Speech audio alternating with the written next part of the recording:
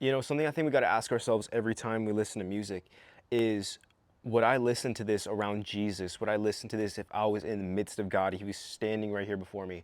Um, and the funny thing about that is that we neglect so often as Christians that and forget the fact that God is with us at all times. He sent his Holy Spirit. Jesus said he's sending the advocate. He is sending the helper to us. So us as Christians, the Holy Spirit dwells inside of us 24/7 at all times.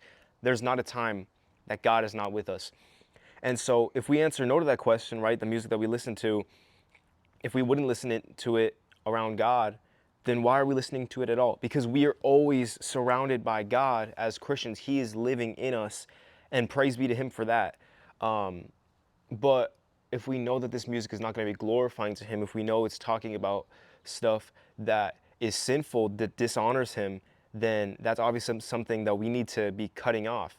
And music like that can also lead to influences of sin in our life if we are consistently filling our minds with that. You know, Jesus says, if your arm causes you to sin, to chop it off.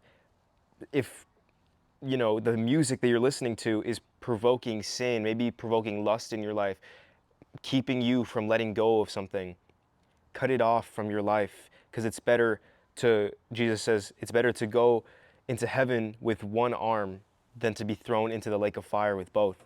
So I think that's just something to think on. You know, if you're listening to music and it's talking about things that are not glorifying to our Father, um, and you're even being influenced into sin by that, you know, heavily in your life, then just cut it off. I made a new video right now, just talking about how music like that can influence us so much, and I want to help you guys to get new recommendations. So check it out. Love y'all. Peace.